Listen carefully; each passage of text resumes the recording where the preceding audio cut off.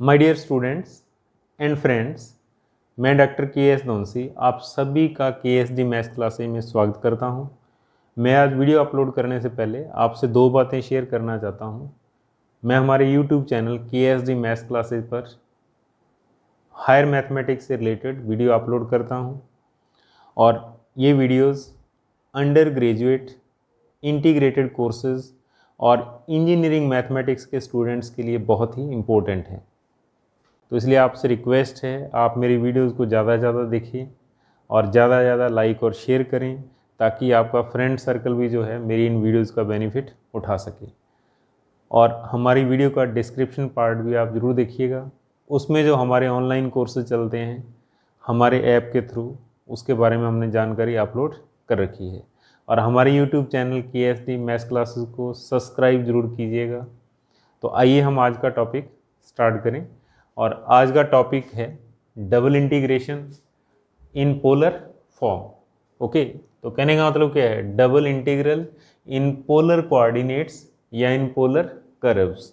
Okay, ध्रुवीय निर्देशांकों अथवा ध्रुवीय वक्रों में द्विसमाकलन। तो देखो क्या होगा इस टॉपिक में, किस टाइप का इंटीग्रेशन होगा। इसमें जो हमारे पास कर्व होंगे वो पोलर फॉर्म के अंदर होंगे, ध्रुवीय रूप में होंगे, आर और थीटा में होंगे। ठीक है, तो फिर अपने को क्या करना होगा? ठीक है, तो सबसे पहले जो कर्व दे रखे होंगे उनके बीच का रीजन, उनका बाउंडेड रीजन हम कैलकुलेट करेंगे। ओके, तो आइए। ठीक है, फॉर एग्जांपल जैसे if r equal to function of theta and r equal to function of theta, एक f1 है, दूसरा क्या है f2। ठीक है, दोनों थीटा के फंक्शंस हैं। And theta equal to alpha to theta equal to beta, where alpha is less than beta. यहाँ पर अल्फा की वैल्यू क्या होगी? बीटा से कम होगी। ओके, अल्फा छोटा एंगल होगा और बीटा क्या होगा? यहाँ पर बड़ा एंगल होगा। ठीक है, तो देखो मैंने यहाँ पर चार कर्व लिखे हैं। कौन कौन से? r equal to f1 theta, r equal to f2 theta, theta equal to alpha and theta equal to beta, and where यहाँ पर अल्फा लेस देन बीटा है। ओके, तो अब सबसे पहला काम क्या होगा? इन चारों को ट्रेस करना होगा अपने को। कहाँ पे? एक्स वाई प्लेन के अंदर। ओके, तो देखो जब आर और थीटा की ट्रेसिंग हम करते हैं तो उस टाइम क्या होता है? थोड़ा सा नाम जो है, जैसे एक्स एक्सिस है, इसको हम लोग क्या लिखते हैं? Initial line. ठीक है, इनिशियल लाइन, प्रारंभिक रेखा, या एक्स एक्सिस एक ही बात है। हम इसको थीटा इक्वल टू 0 भी कह सकते हैं, थीटा इक्वल टू 0। ठीक है, और इनिशियल लाइन, प्रारंभिक रेखा, या फिर एक्स एक्सिस भी लिखा जा सकता है, कोई प्रॉब्लम नहीं है। और ये वाई एक्सिस, और वाई एक्सिस को पोलर फॉर्म के अंदर हम क्या लिखते हैं? Theta equal to pi by 2। Okay, या इसको वाई एक्सिस भी लिखा जा सकता है, कोई ऐसी प्रॉब्लम नहीं है, हम एक्स और वाई एक्सिस भी लिख सकते हैं। ठीक है, तो उसके बाद क्या होगा? फॉर एग्जाम्पल मैं इस फर्स्ट कर्व को ट्रेस करूं और इसका डायग्राम हमारे पास इस टाइप का बने। Okay, r equal to function of theta 1, या इसको नंबर 1 दे दूं मैं, इक्वेशन नंबर फर्स्ट, ये इक्वेशन नंबर सेकंड। ओके, और मैं कर्व सेकंड को ट्रेस करूं, इसका डायग्राम हमारे पास इस टाइप का आ जाए।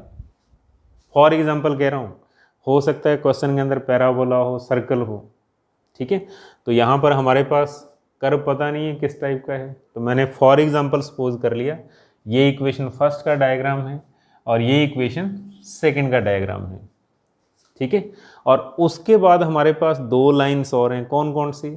Theta equal to alpha and theta equal to beta. जैसे थीटा इक्वल टू 0 कौन सी लाइन होता है? X axis. And theta equal to pi by 2 कौन सी लाइन है? Y axis. ऐसे ही थीटा इक्वल टू अल्फा और थीटा इक्वल टू बीटा दो लाइन्स हैं। कौन सी? Passing through origin. ठीक है, तो हम सपोज कर लेते हैं, let theta equal to alpha, ये लाइन है, लेट कर लेना आप, ठीक है, ये angle theta alpha sorry, okay. और इसी तरीके से हम सपोज कर लेते हैं सेकेंड लाइन जो है थीटा इक्वल टू बीटा, वो ये है, यहाँ पर एंगल की वैल्यू अल्फा और यहाँ पर एंगल की वैल्यू क्या है, बीटा है, ठीक है। तो हम लोग क्या जानते हैं, जैसे जैसे हम एंटी क्लॉकवाइज चलते हैं तो एंगल की वैल्यू क्या होती है, बढ़ती है, पहले एंगल कम होता है, बाद में एंगल क्या होता है, बड़ा होता है, ठीक है। तो इसका मीनिंग क्या हो गया, ये अल्फा है और ये क्या है, beta angle, according to condition alpha is less than beta, alpha छोटा है, बीटा क्या है, बड़ा एंगल है, ठीक है। तो अब इन चारों के बीच का bounded area, bounded region between given curves, ठीक है। इसके बाद क्या होगा, इन चारों के बीच का जो एरिया है वो कौन सा है, ठीक है। तो वो एरिया ये होगा, देखो आप, बाउंडेड बिटवीन गिवन कर्व्स, ये एरिया होगा इन चारों के बीच का, ठीक है। तो इस एरिया में हमारा टारगेट क्या होगा, सबसे पहले हम थीटा की लिमिट लिखेंगे, उसके बाद हम आर की लिमिट लिखेंगे जब हम क्वेश्चन करेंगे, ठीक है। तो फिर क्या करना होता है, ओरिजिन से एक लाइन ट्रेस करिए आप यहाँ पर डॉट डॉट से, जो इस एरिया में से पास हो, लेकिन स्टार्टिंग कहाँ से करती हो, ओरिजिन से, मूल बिंदु से, ठीक है। और इस लाइन के दोनों साइडों में आप एक डार्क लाइन इस तरीके से बना दो आप, ठीक है, और इसको शेप दे दो आप स्ट्रिप, ठीक है। जब हम क्वेश्चन सॉल्व करेंगे हम यही मेथड अपनाएंगे, इसी मेथड का हम यूज़ करेंगे। तो अब आप देखिए, ये ओरिजिन है, ठीक है, और एरिया का आप नाम लिख सकते हो, ए बी सी डी। तो bounded region between given curves is area A B C D A, यहां से आपने स्टार्ट किया वो पॉइंट लास्ट में लिख देना आप, ए बी सी डी ए, ताकि पता चले कौन सा एरिया है, बाउंडेड एरिया, बंधा हुआ एरिया, खुला नहीं होना चाहिए, ओके, परिबद्ध हो। तो अब देखो इस एरिया के अंदर अगर हम इस स्ट्रिप को रोटेट करते हैं, देखिए आप, तो क्या होगा, स्ट्रिप यहाँ से यहाँ तक जाएगी, तो इसका मीनिंग क्या होगा, लिमिट ऑफ थीटा कितना हो जाएगा, limit of theta alpha to beta, alpha से लेकर बीटा तक, limit of theta equal to alpha to beta, ठीक है। और उसके बाद फिर क्या होगा, लिमिट ऑफ आर हम कौन सी चूज करेंगे, यहाँ पर आर की लिमिट्स के लिए बहुत ही सिंपल मेथड होता है कि आप इस लिमिट का जो इस स्ट्रिप का जो एक्सटर्म पॉइंट ओरिजिन के ज़्यादा पास है वो लोअर लिमिट देगा, और जो दूर है वो क्या देगा, अपर लिमिट। कहने का मतलब क्या होगा, ये जो सिरा है इस स्ट्रिप का ये लोअर लिमिट देगा अपने को, और ये जो सिरा है ये क्या देगा, अपर लिमिट, ठीक है। तो आर की लिमिट क्या हो जाएगी, r from equation first and r from equation second, तो लिमिट ऑफ आर हो जाएगी F1 theta to F2 theta, ये लिमिट ऑफ आर कहाँ से, बाई स्ट्रिप, इक्वेशन फर्स्ट से लोअर लिमिट और इक्वेशन सेकंड से अपर लिमिट। और उसके बाद फिर हमारे पास प्रॉब्लम किस टाइप की होगी, इंटीग्रेशन किस टाइप का होगा, इंटीग्रेशन इस टाइप का होगा, double integration over the region r, function of r theta into d A,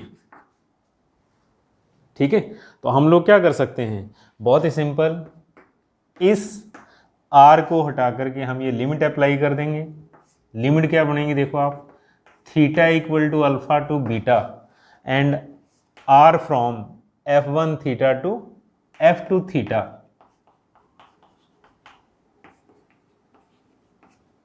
okay, F1 theta to F2 theta. और उसके बाद हमारे पास फंक्शन होगा यहाँ पर आर और थीटा का, function of r and theta. और डी ए किसके बराबर होता है? डी ए होता है r d theta into d r. ये आप याद रखिएगा। अगर हमारे पास कार्टेशियन फॉर्म चल रहा हो तो डी ए क्या होता है? D x into d y. अगर हमारे पास पोलर कर्व है, ओके, ध्रुवीय रूप है, आर और थीटा में वक्र है हमारे पास, तो फिर डी ए क्या होगा? Are d theta into d are. तो मैं यहाँ पर लिख सकता हूँ are d theta into d r. Okay, तो इस तरीके से हम गिवन इंटीग्रेशन के अंदर लिमिट्स को अप्लाई करेंगे। और लिमिट्स को अप्लाई करने के बाद जब इसको सॉल्व करना होगा तो बहुत ही सिंपल, फर्स्ट इस इंटीग्रेशन को अप्लाई करेंगे हम। ये आर की लिमिट है तो फिर क्या करना होगा अपने को? ये फंक्शन और डी आर साथ में लिखेंगे हम। ठीक है, ये इंटीग्रेशन होगा, ये सारा फंक्शन चूज करेंगे हम, और साथ में क्या होगा? डी आर होगा। इंटीग्रेशन करने के बाद लिमिट्स अप्लाई करेंगे, और उसके बाद फिर जो लास्ट इंटीग्रेशन होगा वो किसके रिस्पेक्ट होगा? थीटा के रिस्पेक्ट। ठीक है, तो आइए हम इस पे क्वेश्चंस करें ताकि ये हमारा ज़्यादा क्लियर हो, ज़्यादा अपने को समझ आए। तो इसके लिए हम सबसे पहले एग्जांपल नंबर फर्स्ट को सॉल्व करेंगे। तो एग्जांपल नंबर फर्स्ट की स्टेटमेंट देखिए, क्या है इसकी statement? Evaluate integration 0 to pi by 2 0 to a cos theta r sine theta d theta into d r. इस इंटीग्रेशन को कैलकुलेट करना है।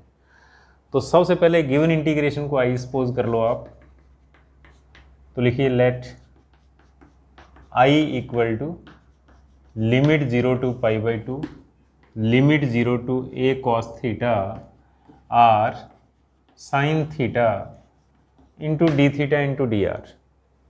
ओके, तो अब देखो जिस लिमिट के अंदर थीटा है, जिस लिमिट के अंदर थीटा पड़ा हुआ है, प्रेजेंट है, वो लिमिट किसकी है? आर की। तो ये फिर अपने आप किसकी होगी? थीटा की होगी।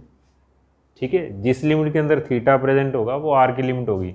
तो आपने इस इंटीग्रेशन को पहले देखना है। ठीक है, तो इसके अंदर थीटा है, that is r equal to 0 to a cos theta. तो अब देखो लिमिट आर की है तो हम डी आर को कंसीडर करेंगे, साथ में फंक्शन होगा।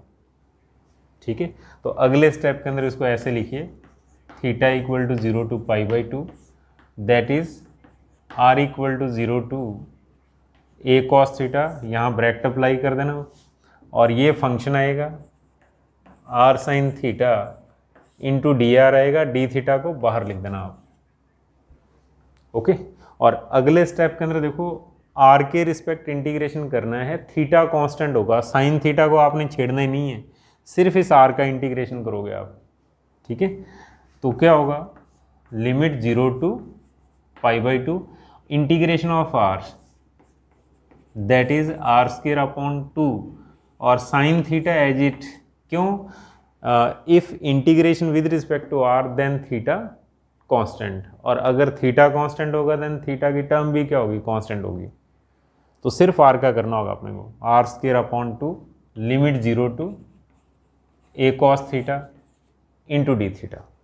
ओके, और अगले स्टेप के अंदर फिर हम लोग क्या लिख सकते हैं? लिमिट से अप्लाई करेंगे। ठीक है, तो नेक्स्ट स्टेप हमारा बनेगा, हम इसको लिख सकते हैं, देखो आप 1/2 बाहर निकाल देना बिकॉज कांस्टेंट है, और लिमिट 0 टू पाई बाई 2, पहले अपर लिमिट आर के स्थान पर A cos theta that is A cos theta whole square into sine theta, और माइनस लोअर लिमिट जब आर के स्थान पर 0 लिखेंगे तो ये सारी टर्म 0 जाएगी, और इंटू डी थीटा। ओके, और अब अगले स्टेप के अंदर हम लोग क्या कर सकते हैं? देखो आप ए स्क्वायर अपॉन 2, ठीक है, limit 0 to pi by 2 that is cos square theta into sine theta into d theta. ठीक है, ए स्क्वायर बाहर because constant, cos square theta आएगा, साइन थीटा हो गया इंटू डी थीटा हो गया। तो अब देखो लिमिट कितनी है यहाँ पर? 0 से पाई बाई 2, और अगर लिमिट 0 से पाई बाई 2 हो तो हम क्या कर सकते हैं? गामा फंक्शन अप्लाई कर सकते हैं। डायरेक्ट इसका आंसर लिखा जा सकता है, कैसे? गामा 2 + 1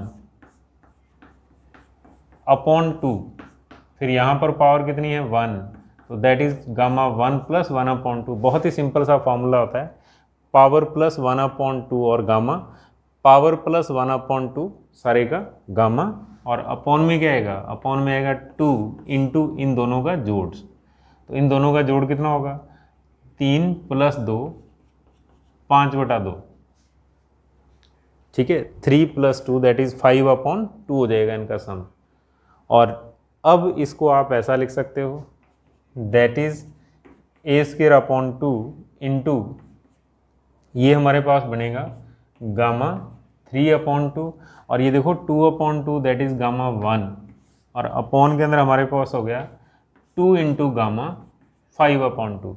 अब आप इसको ओपन करिए, तो हम लोग क्या लिख सकते हैं अगले स्टेप के अंदर, नेक्स्ट हम लिख सकते हैं दैट इज ए, हम तो नेक्स्ट जो है इसके बाद नेक्स्ट स्टेप हमारे पास बनेगा I = a²/2, ठीक है। गामा 3/2 को ओपन करना, दैट इज 1/2√π अपॉन 2 फॉर्मूले का है, और गामा 5/2 ये हो जाएगा 3/2 इंटू 1/2 इंटू √π, और गामा 1 = 1, गामा 1 = 1। तो अब इसके बाद देखिए आप, हाफ से हाफ कैंसिल, √π से √π कैंसिल, इस 2 से ये 2 कैंसिल। तो अब हमारे पास क्या कुछ आएगा, दैट इज I = a²/6, ये इसका आंसर। ओके, तो इस तरीके से हम इसको कैलकुलेट करेंगे।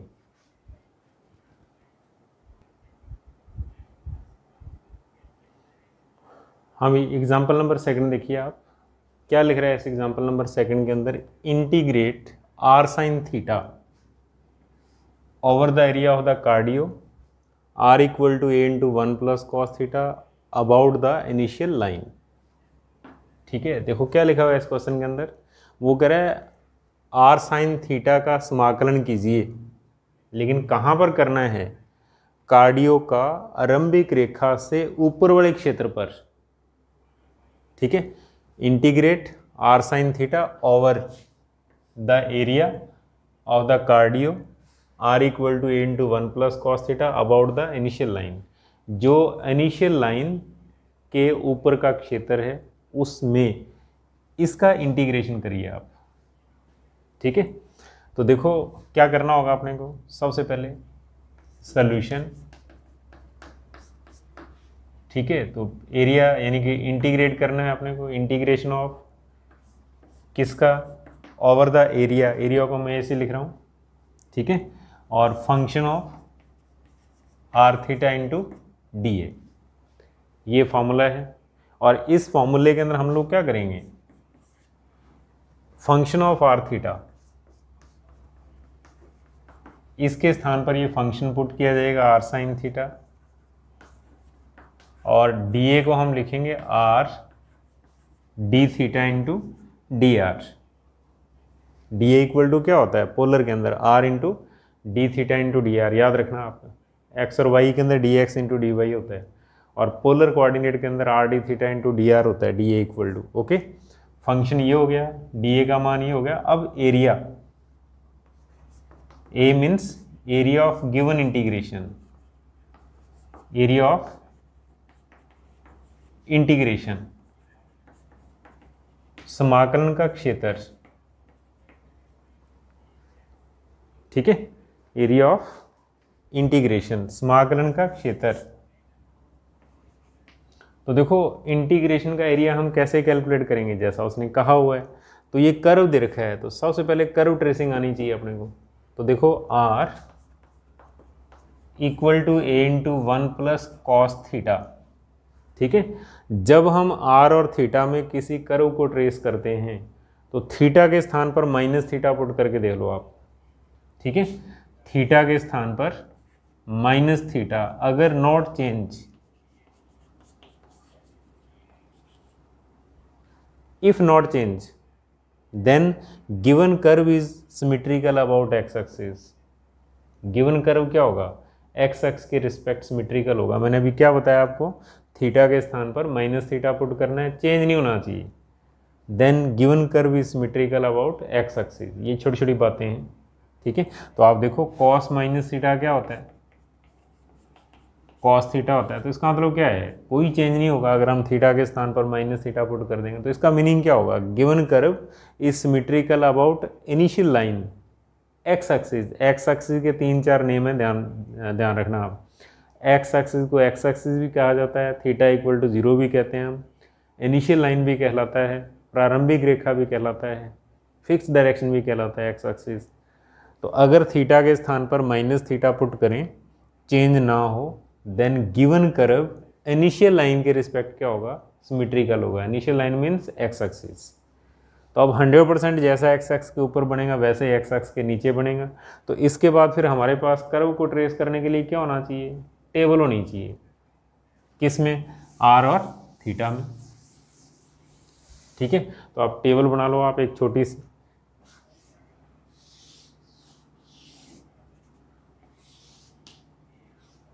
थीटा आर, ठीक है। तो बहुत ही simple, 0 that is π/3, then π/2, then 2π/3 और उसके बाद पाई, ठीक है। 0, 60, 90, 120 और पाई, कार्डियो के अंदर ये काफ़ी होते हैं, ठीक है। तो देखो cos 0 1, 1 + 1 2, तो ये 2a हो जाएगा। और फिर cos 60 हाफ, हाफ + 1 3/2, तो ये हमारे पास आ जाएगा 3a/2, यानी कि cos 60 हाफ होता है, हाफ + 1 3/2, 3a/2। और 90 पुट करेंगे cos 90 0, तो ये कितना हो जाएगा 0 + 1 दैट इज़ a। और उसके बाद अगर हम 120 पुट करें तो cos 120 माइनस का हाफ होता है, माइनस का हाफ, तो 1 - हाफ प्लस हाफ, तो ये हमारे पास आएगा a/2। और अगर हम पाई पुट करें देन cos π = -1, cos π -1, -1 और +1 0 हो जाएगा, तो यहाँ पर ये 0 आ जाएगा। अगर कर्व ज़्यादा दूर है तो आप यहाँ लिख सकते हो r = a × 1 + cos theta, table के पास लिखो आप, ठीक है। और उसके बाद बहुत ही simple, cos 0 1, cos 30 half, cos 90 0, cos 120 minus का हाफ, cos π -1, ये अपने याद होने चाहिए, ठीक है। तो इनको लिख करके याद करो आप, क्योंकि ये कर्व बहुत बार आएगा तो फिर अपने डायरेक्ट लिखेंगे इसके अंदर वैल्यूज़, ठीक है। तो अब देखो इसको ट्रेस करना है। इसको ट्रेस करने का बहुत ही सिंपल तरीका होता है, theta = 0, theta = π/2 and theta = pi, okay. और उसके बाद देखो आप, जब थीटा = 0 है तो आर कितना है 2a। आप सपोज कर लो ये a है तो ये कितना आ जाएगा 2a, ऐसे सपोज कर लो आप। लेट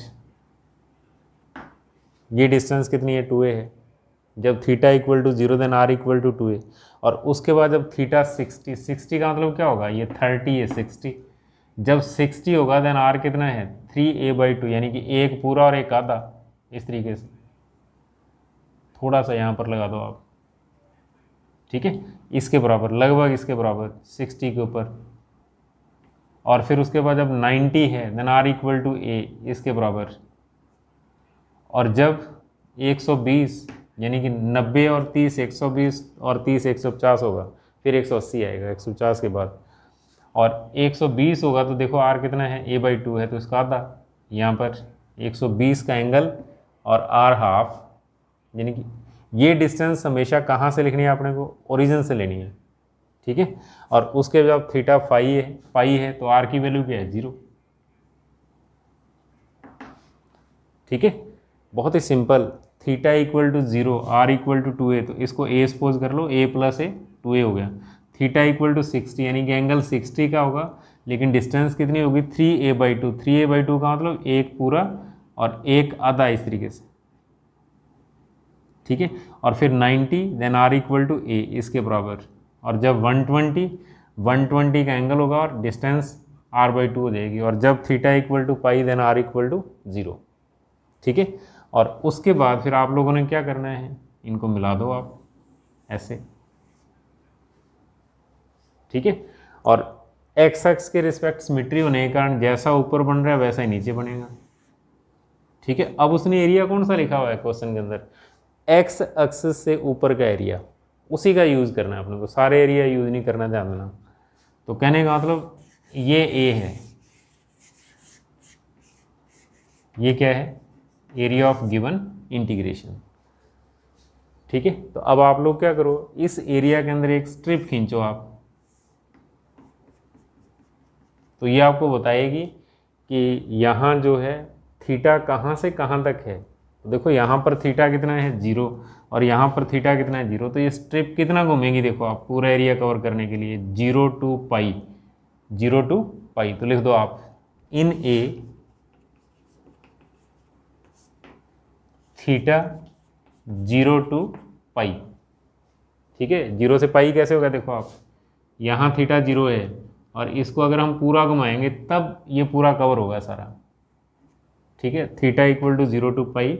और फिर आर की वैल्यू देखो आप, स्ट्रिप कहाँ से स्टार्ट हो रही है, ओरिजिन से, तो ओरिजिन के ऊपर आर इक्वल टू क्या होता है 0, और यहाँ पर आर क्या होगा, r equal to A into 1 plus cos theta.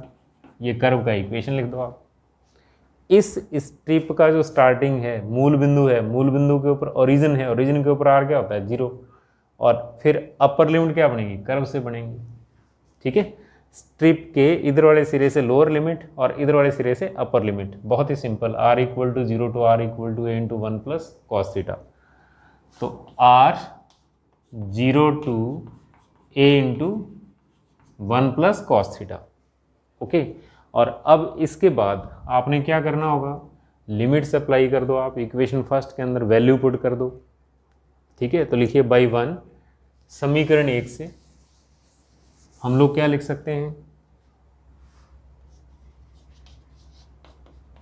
By 1 I equal to, देखो पहले इंटीग्रेशन थीटा की लिमिट लगानी है अपने को, कितनी 0 से पाई, दूसरे के अंदर अपने को आर की लिमिट लिखनी है, तो r equal to 0 to A into 1 plus cos theta.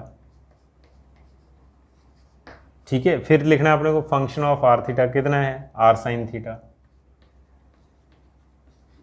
फिर अपने को लिखना है डी ए, डी ए क्या है, r d theta into d r.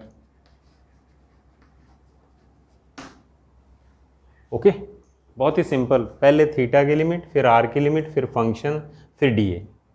ठीक है, और अब हम लोग क्या करेंगे अगले स्टेप के अंदर, अगले स्टेप के अंदर हम लोग इसको ऐसा लिखेंगे, that is 0 to pi r equal to 0 to A into 1 plus cos theta. तो देखो आर इंटू आर स्क्वायर हो गया,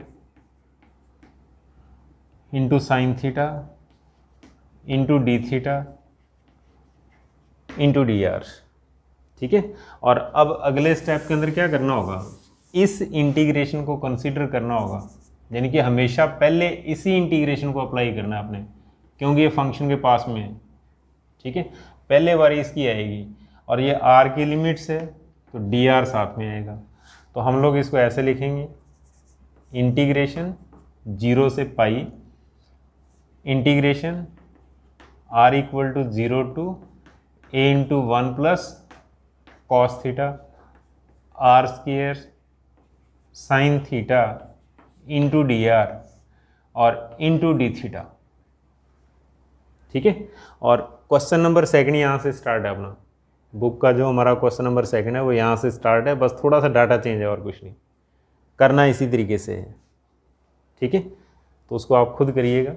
और अब इसके बाद हाँ भाई, साइन थीटा का इंटीग्रेशन नहीं करना, क्योंकि साइन थीटा कांस्टेंट होगा जब हम आर के रिस्पेक्ट करेंगे। तो ये हमारे पास आ जाएगा लिमिट 0 से पाई आर स्क्वायर का R cube by 3 into sine theta into बाहर डी थीटा आएगा, और लिमिट क्या हो जाएगी 0 to A into 1 plus cos theta. ठीक है, आर स्क्वायर का integration R cube by 3 into sine theta multiply में d theta, limits 0 to A into 1 plus cos theta. और अगले स्टेप के अंदर फिर आपने क्या करना होगा, सबसे पहले कांस्टेंट को बाहर लिखिए आप, सबसे पहले कांस्टेंट को बाहर लिखिए। देखो कांस्टेंट कितना है 1/3 है, तो इसको बाहर निकाल दो आप, दैट इज़ 1/3 लिमिट 0 टू पाई, ठीक है। 1/3 बाहर चला गया। अब पहले अपर लिमिट लगाओ आप, ये लिखना आर के स्थान पर। तो देखो क्या हो जाएगा, A cube into 1 plus cos theta का होल क्यूब। क्यों आर क्यूब है, देखो आप आर के स्थान पर A into 1 plus cos theta रखना होगा। तो क्या हो जाएगा, A cube into 1 plus cos theta का whole cube into sine theta. और जब हम लोअर लिमिट लगाएंगे तो -0 और इंटू डी थीटा, मल्टीप्लाई में डी थीटा आएगा। ओके, तो अगले स्टेप के अंदर फिर हम लोग क्या लिख सकते हैं, दैट इज 1/3 लिमिट 0 से पाई।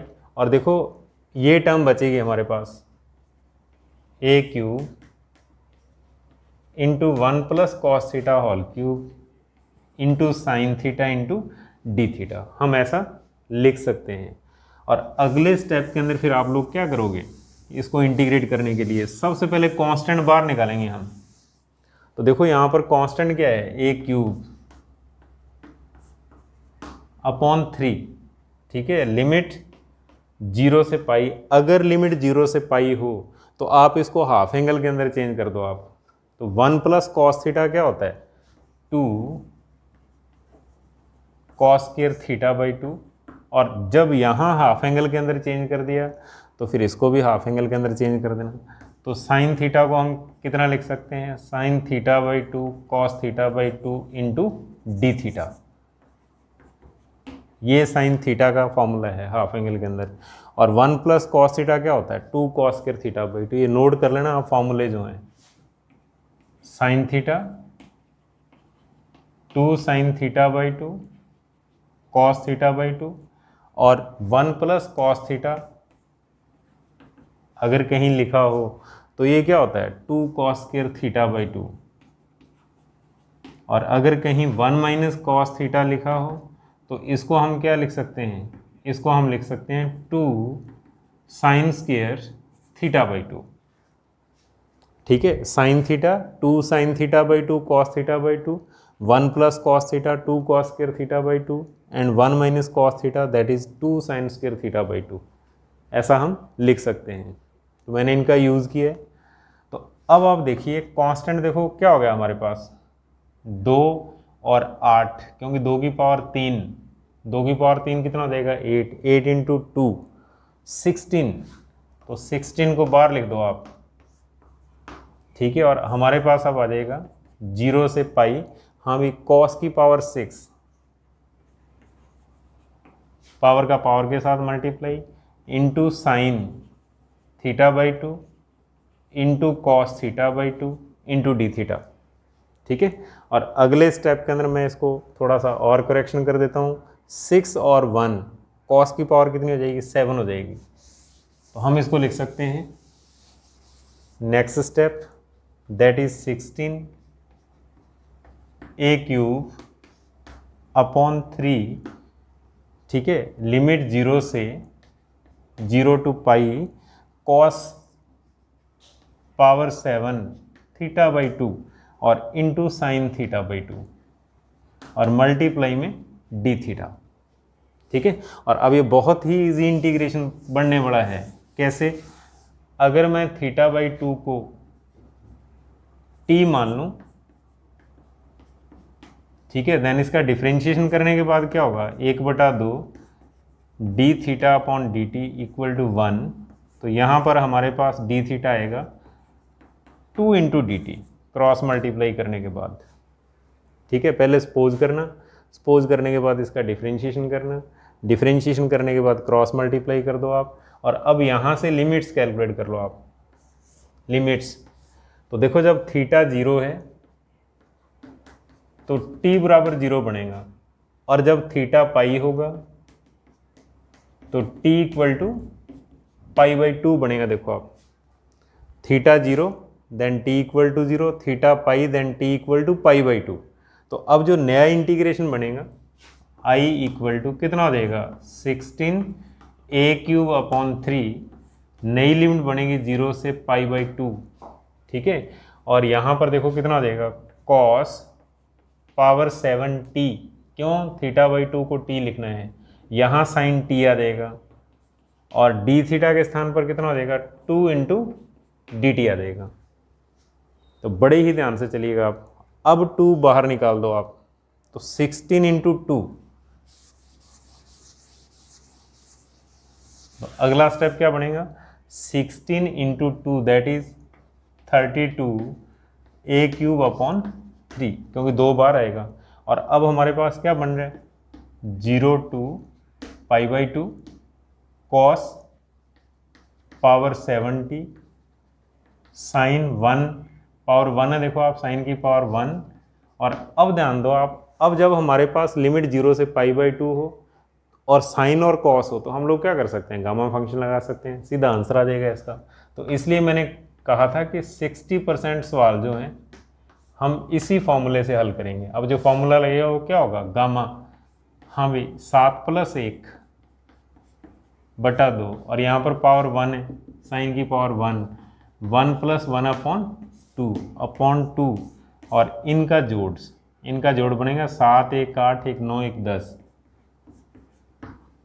बहुत ही सिंपल सा जोड़, क्योंकि बटा में 2 है, ऊपर वालों को जोड़ना है आपने बस, ठीक है। और अगले स्टेप के अंदर हम लोग इसको लिख सकते हैं, दैट इज 32 a³/3 गामा 8/2, 8/2 का मतलब गामा 4 हो गया और यहाँ गामा 1 हो गया /2 × गामा 5 हो गया, ठीक है। और आप इस गामा को ओपन करिए और 100% answer, that is 32 a³/3 gamma 4 कितना होगा, 3 × 2 × 1, गामा 1 कितना होगा 1/2, गामा 5 कितना होगा 4, 3, 2, 1, 3, 2, 1 से 3, 2, 1 कैंसल, ठीक है। और उसके बाद देखो आप 4 दूनी 8, 8 चौका 32, तो ये हमारे पास कितना आ जाएगा 4a³/3, ये इसका आंसर 4a³/3, क्योंकि 8 बनेगा, 8 और 32 कैंसिल हो जाएगा, ठीक है। और उसके बाद ये आंसर है। तो इस तरीके से हम इसको कैलकुलेट करेंगे। आपने मेरे इस वीडियो को कंप्लीट देखा होगा और इसे लाइक किया होगा, तो प्लीज़ आप मेरे वीडियो को ज़्यादा से ज़्यादा लाइक एंड शेयर कीजिए, ताकि हमें भी एनर्जी मिले और हम आपके लिए नई नई वीडियोज़ अपलोड करते रहें। Okay, thank you.